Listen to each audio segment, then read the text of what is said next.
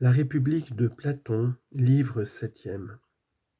Maintenant, repris-je, représente-toi de la façon que voici l'état de notre nature relativement à l'instruction et à l'ignorance.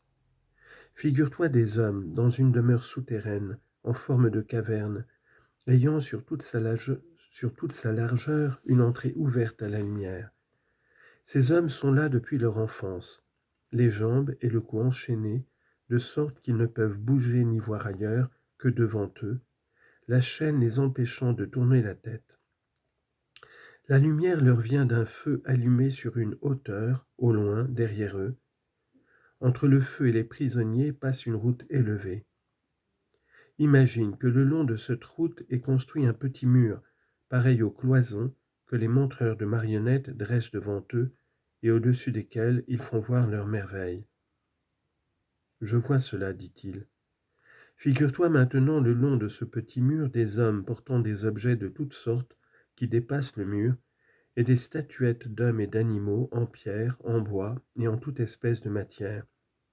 Naturellement, parmi ces porteurs, les uns et les autres se taisent.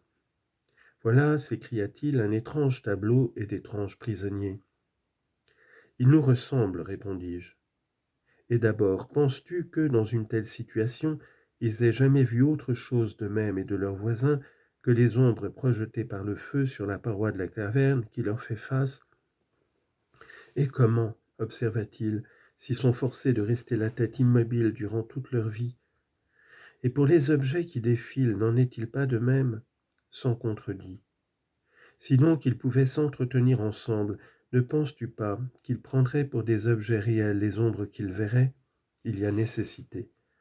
Et si la paroi du fond de la prison avait un écho, chaque fois que l'un des porteurs parlerait, croirait-il entendre autre chose que l'ombre qui passerait devant eux? Non, par Zeus, dit-il. Assurément, repris-je, de tels hommes n'attribueront de réalité qu'aux ombres des objets fabriqués. C'est de toute nécessité. Considère maintenant ce qui leur arrivera naturellement si on les délivre de leur chaîne et qu'on les guérisse de leur ignorance. Qu'on détache l'un de ces prisonniers, qu'on le force à se dresser immédiatement, à tourner le cou, à marcher, à lever les yeux vers la lumière. En faisant tous ces mouvements, il souffrira, et l'éblouissement l'empêchera de distinguer ces objets dont tout à l'heure il voyait les ombres. Que crois-tu donc qu'il répondra si quelqu'un lui vient dire qu'il n'a vu jusqu'alors que de vains fantômes, mais qu'à présent, plus près de la réalité, et tourné vers des objets plus réels, il voit plus juste? Si enfin, en lui montrant chacune des choses qui passent, on l'oblige à force de questions à dire ce que c'est, ne penses-tu pas qu'il sera embarrassé et que les ombres qu'il voyait tout à l'heure lui paraîtront plus vraies que les objets qu'on lui montre maintenant? Beaucoup plus vraies, reconnut-il. Et si on le force à regarder la lumière elle-même, ses yeux n'en seront-ils pas blessés? N'enfuira-t-il pas la vue pour retourner aux choses qu'il peut regarder, et ne croira-t-il pas que ces dernières sont réellement plus distinctes que celles qu'on lui montre? Assurément. Et si, repris-je, on l'arrache de sa caverne par force, qu'on lui fasse gravir la montée rude et escarpée, et qu'on ne le lâche pas avant de l'avoir traîné jusqu'à la lumière du soleil, ne souffrira-t-il pas vivement, et ne se plaindra-t-il pas de ses violences? Et lorsqu'il sera parvenu à la lumière, pourra-t-il, les yeux tout éblouis par son éclat, distinguer une seule des choses que maintenant nous appelons vraies? Il ne le pourra pas, répondit-il, du moins dès l'abord. Il aura, je pense, besoin d'habitude pour voir les objets de la région supérieure. D'abord, ce seront les ombres qu'il distinguera le plus facilement, puis les images des hommes et des autres objets qui se reflètent dans les eaux, ensuite les objets eux-mêmes. Après cela, il pourra, affrontant la clarté des astres et de la lune, contempler plus facilement pendant la nuit les corps célestes et le ciel lui-même, que pendant le jour le soleil et sa lumière, sans doute.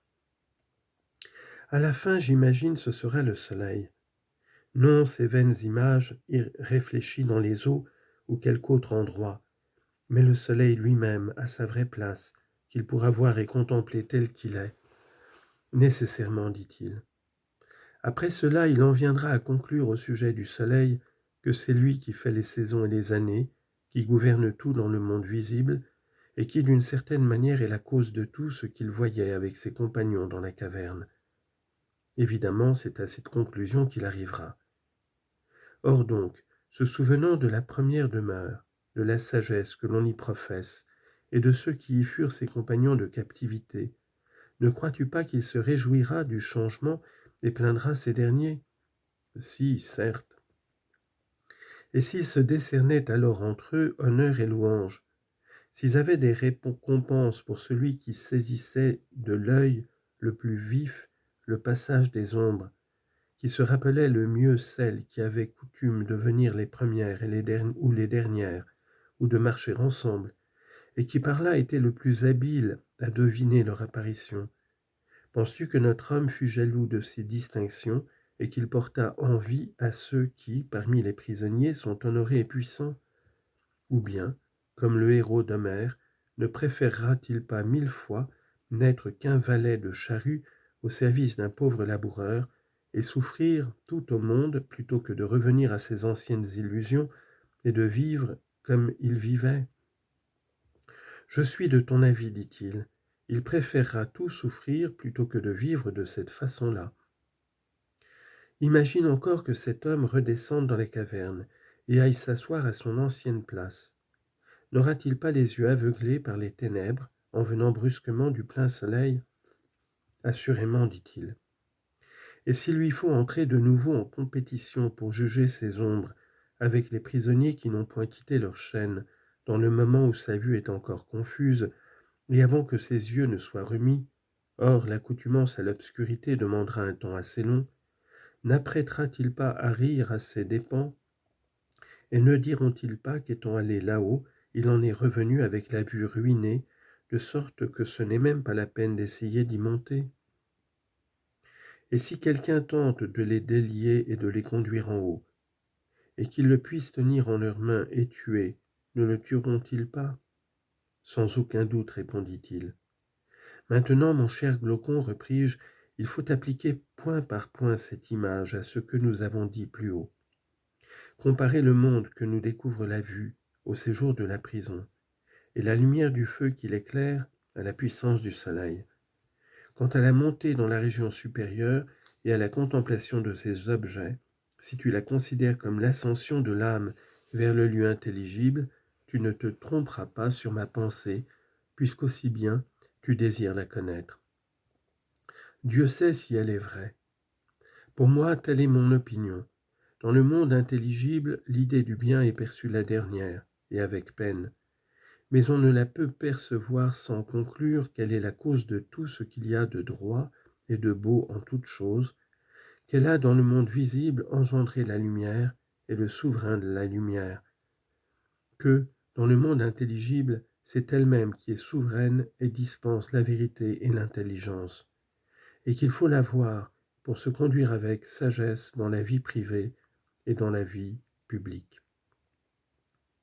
Je partage ton opinion, dit-il, autant que je le puis. Eh bien, partage-la encore sur ce point, et ne t'étonne pas que ceux qui se sont élevés à ces hauteurs ne veuillent plus s'occuper des affaires humaines, et que leurs âmes aspirent sans cesse à demeurer là-haut. Cela est bien naturel, si notre allégorie est exacte. C'est en effet bien naturel, dit-il. Mais quoi? Penses-tu qu'il soit étonnant qu'un homme qui passe des contemplations divines aux misérables choses humaines ait mauvaise grâce et paraisse tout à fait ridicule lorsque, ayant encore la vue troublée et n'étant pas suffisamment accoutumé aux ténèbres environnantes, il est obligé d'entrer en dispute devant les tribunaux ou ailleurs sur des ombres de justice ou sur les images qui projettent ces ombres, et de combattre les interprétations qu'en donnent ceux qui n'ont jamais vu la justice elle-même. Il n'y a là rien d'étonnant. En effet, repris-je, un homme sensé se rappellera que les yeux peuvent être troublés de deux manières et par deux causes opposées, par le passage de la lumière à l'obscurité, et par celui de l'obscurité à la lumière. Et, ayant réfléchi qu'il en est de même pour l'âme, quand il en verra une troublée et embarrassée pour discerner certains objets, il n'en rira pas sottement, mais examinera plutôt si, venant d'une vie plus lumineuse, elle est, faute d'habitude, offusquée par la lumière, ou si passant de l'ignorance à la lumière, elle est éblouie de son trop vif éclat. Dans le premier cas, il l'estimera heureuse en raison de ce qu'elle éprouve, et s'il voulait rire à ses dépens, ses moqueries seraient moins ridicules que si elles s'adressaient à l'âme qui redescend du séjour de la lumière. C'est parler, dit-il, avec beaucoup de sagesse.